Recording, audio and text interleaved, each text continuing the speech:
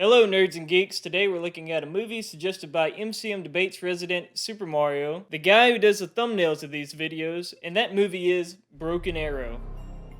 The 1996 film is Jon Woo's second American feature following Hard Target, Jean-Claude Van Damme's movie, a movie I've surprisingly not seen. And the next year he followed with Face Off, probably his most well-known and well-received American movie. It's been a while since I've seen this movie, and in fact, rewatching this, I realized I'd never seen the boxing match before. I'd seen the locker room after, but never the bout itself. A casualty of only ever catching the movie on TV. So thank you, Mario, for finally having me see the movie in its entirety. Now, the things that I remember most about this movie are the fight in the stealth jet, Travolta being a joy to watch, Christian Slater shooting a helicopter pilot through the bottom glass, the mine explosion, and a majority of the finale on the train. And those moments and set pieces are still the high points of this movie, but I would add in the opening match, the Howie Long reveal, and the butterfly speech to this list as well. The score is quite minimal and nothing to really write home about, but the main theme is quite good, and I really love this motif. Ain't it cool? This is John Travolta's movie. Christian Slater is the protagonist. He has his moments, he's capable and intelligent. His character, Captain Hale, balances and juxtaposes Travolta's Major Deke pretty well. But the movie is absolutely at its best when Travolta is on screen hamming it up. God damn, what a rush! Samantha Mathis plays a park ranger who gets dragged into all the chaos, but she often feels like a studio mandate. We need to have a female character in this, and there needs to be a love story shoot in. She's close to offering a good dynamic to the mix, and I will concede that her character is much better in the second half of the story. There's a host of good character actors in this. On the good guy side, you've got Frank Whaley, Delroy Lindo, Kurtwood Smith, Daniel Von Bargen, and a few others. But Bob Gunton and Howie Long on the villain side of things honestly add more flavor to the movie. And that's because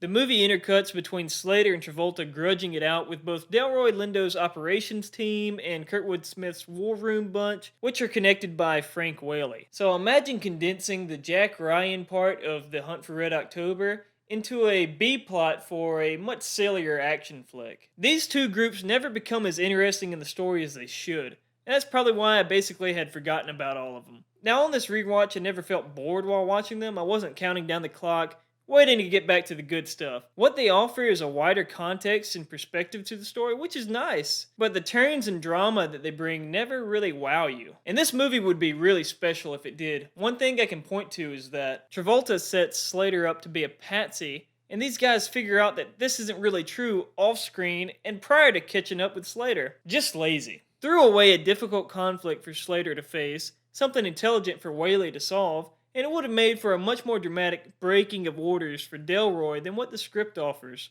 And the third act completely drops the discussion about government transparency. The truth?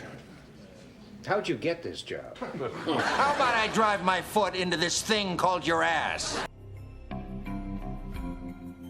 A rogue pilot sabotages a training exercise in order to steal and then ransom 2 nuclear warheads to the US government, but his co-pilot turns out to be a greater adversary and survivor than he accounted for. One of the genuinely great things about this movie is how many contingencies Deke prepared for. So many things go wrong for him, but nothing slows him down because of smart but believable redundancies he's set in place. And not without a reasonable amount of misdirection. The way that this character thinks, the way John Travolta plays him, and the way in which his plot unfolds is what really makes this movie memorable and worth watching.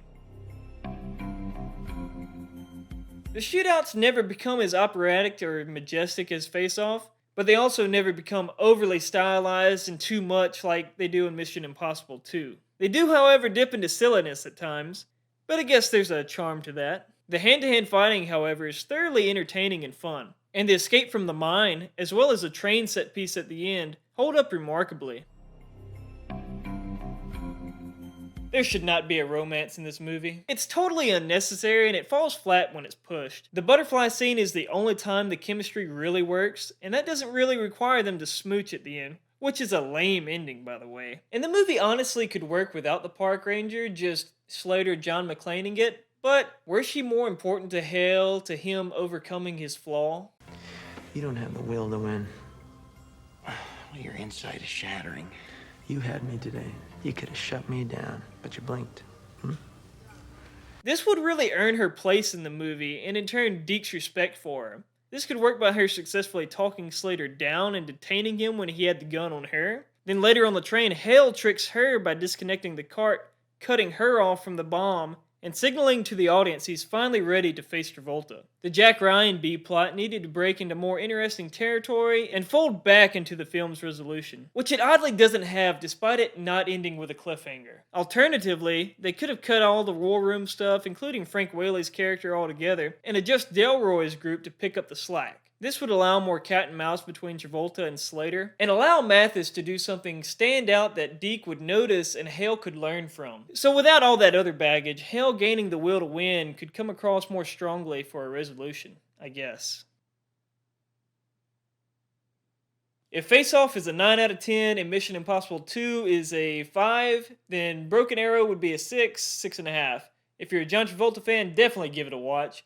If you recently watched Robin Hood, Prince of Thieves, or Mr. Robot, and you're like, hey, I like this Christian Slater, he's a cool guy, then give it a shot too. Doing this makes me want to revisit Paycheck or finally watch Hard Target. In fact, I might just do a whole ranked video for Jon Woo American movies, especially since he's coming back to Hollywood.